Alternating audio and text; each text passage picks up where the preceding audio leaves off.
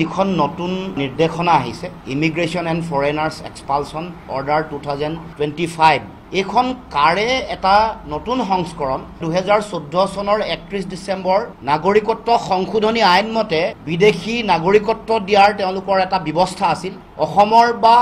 উত্তৰ পূৰ্বাঞ্চলৰ প্ৰতি অন্যায় আছিল এতিয়া সেই নাগৰিকসকলকে আৰু 10 বছৰ অতিৰিক্ত তেওঁলোকক থাকিব দিব বুলি কৈছে সিটিজেনশিপ বাই নেচাৰেলাইজেশ্যন যেহেতু পাই যাব সেই কাৰণে তেওঁলোকে পিছ দুৱাৰ দি আকৌ আৰু 10 বছৰৰ নাগৰিকত্ব দিবলৈ তেওঁলোকে উঠি পৰি লাগিছে আপোনালোকে সকলোৱে জানে যেতিয়া নাগৰিকত্ব সংশোধনী বিধেয়ক যেতিয়া আনিছিল 2016 চনত তাৰ আগতো দুখন তেওঁলোকে এনেকুৱা নটিফিকেশন আৰু অৰ্ডাৰ উলিয়াইছিল passport entry into India notification 2015 আৰু ফৰেনাৰ্ছ অৰ্ডাৰ 2015 এই দুখন আনি তেতিয়াই আধাৰটো প্ৰস্তুত কৰিছিল কেনেকৈ নাগৰিকত্ব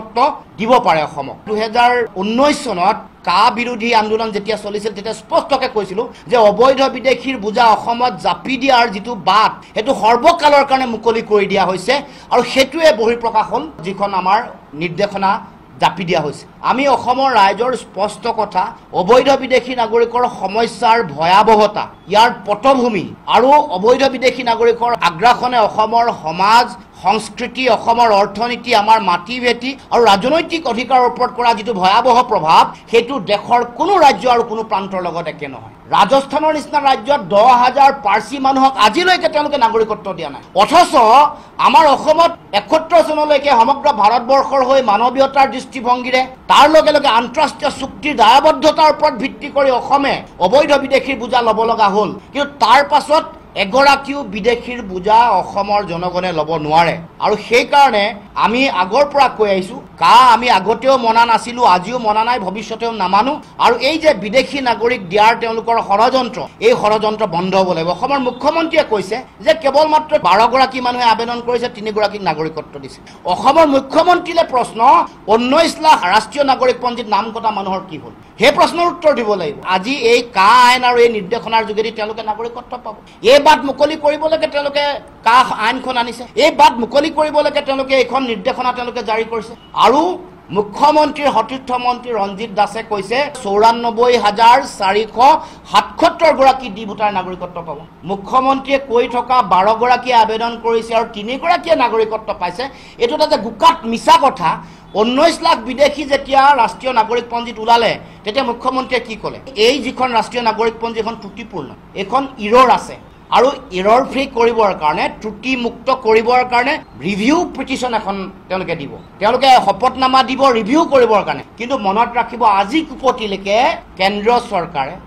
চৰকাৰ ৰেজিষ্ট্ৰাৰ জেনেৰেল অফ ইণ্ডিয়া ৰাজ্য চৰকাৰ আজিলৈকে কোনো এফিডেভিট দিয়া নাই তাৰ মানে এই ৰাষ্ট্ৰীয় নাগৰিক পঞ্জীখনক লৈ তেওঁলোকে আকৌ ৰাজনীতি কৰিব খুজিছে সাম্প্ৰদায়িক ৰাজনীতি মেৰুকৰণৰ ৰাজনীতি তেওঁলোকে বিচৰা মানুহবোৰক নাগৰিকত্ব দিব লাগে আৰু বেলেগক লৈ তেওঁলোকে সাম্প্ৰদায়িকতা ৰাজনীতি কৰিব লাগে এই গুটেই কথাবোৰ আগৰ পৰাই চলি আহিছে passport entry into India notification সেইখনো এটা টুল এটা অস্ত্ৰ সাম্প্ৰদায়িকতাৰ ফৰেনাৰ্ছ অৰ্ডাৰ 2015 এটো এটা সাম্প্ৰদায়িকতাৰ অস্ত্ৰ সিএ এখনো সাম্প্ৰদায়িকতাৰ অস্ত্ৰ ইমিগ্ৰেশ্যন এণ্ড ফৰেনাৰ্ছ এক্সপালশ্যন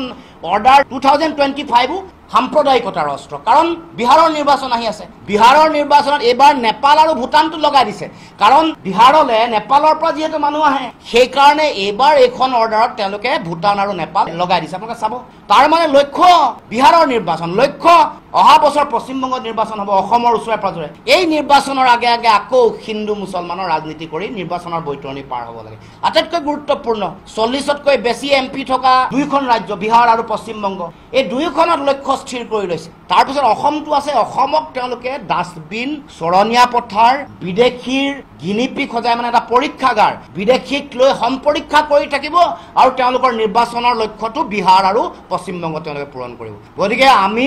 অসমৰ ৰাইজৰ স্পষ্ট দৃষ্টিভংগী জোৰ কৰি দিছে আমাৰ নেতাই মেৰুদণ্ড বেকা কৰি দিল্লীৰ ওচৰত আঁঠু লৈছে কাৰণে এখন জাপি দিব পাৰিছে আমাৰ ওচৰৰ মেঘালয়া মুখ্যমন্ত্ৰী গৰাকীৰ শক্তি জাতীয়তাবাদী চেতনা থকাৰ কাৰণে দুগৰাকী এমপি থকাৰ থকাৰ পাছতো তাত কিন্তু কা প্ৰযোজ্য কৰিব নোৱাৰিলে 6 শিডিউল এৰিয়া 100% এক্সপানশ্যন কৰিবলৈ বাধ্য হ'ল আমাৰ মুখ্যমন্ত্ৰী অসমীয়া জাতি আৰু অসমৰ সমাজক বিশ্বাসঘাতকতা প্ৰতাৰণা কৰি নিজৰ ৰাজনৈতিক ভৱিষ্যত সুৰক্ষিত কৰিবৰ কাৰণে সিদ্ধান্ত গ্ৰহণ কৰাৰ কাৰণে দিল্লীয়ে আশয় পাইছে তেওঁলোকৰ সংখ্যা বেছি আছে কিন্তু আমি অসমৰ ৰাইজে কা নাই মনা সংখ্যা বেছি আছে আপোনালোকে এতিয়া ৰাজ্যসভা লোকসভাত সকলোতে আপোনালোকে আইন গৃহীত কৰিব পাৰে সেই বুলি অসমীয়া জাতিটোক ধ্বংস আৰু নিশেষ কৰাৰ ষড়যন্ত্ৰ আমি কেতিয়াও মানি নলওঁ এইটো স্পষ্ট কথা